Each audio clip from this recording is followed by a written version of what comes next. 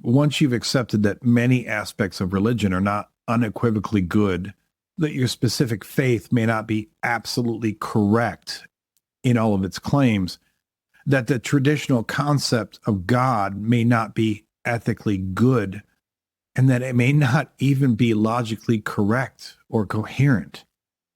At this point, the question of God's existence is no longer burdened by the weight of a seemingly benevolent, perfect. The emotional and social reasons for needing a God to exist have been significantly diminished. The rationalizations that kept you going along with the flow, that religion is good for society, that it leads to moral behavior, that it's the only truth, they've largely dissolved.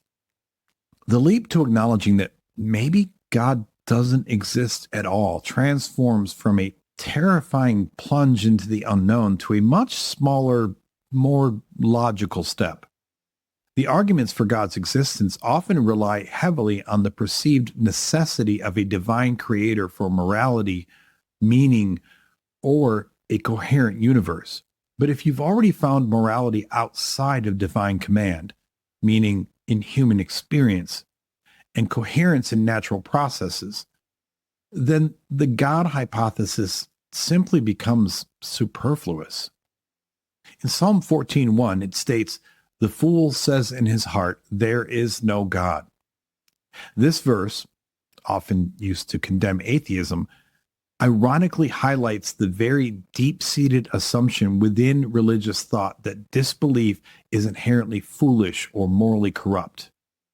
However, by systematically dismantling the pyramid from the top, the deconstructionist can arrive at a non-belief not out of foolishness, but out of a reasoned, ethical, and intellectual assessment, making the journey feel far less like a moral failing and more like an awakening. This process isn't about proving God's non-existence, a philosophical challenge that is often more complex than people realize. Rather, it's about removing the reasons why one might need to believe in God.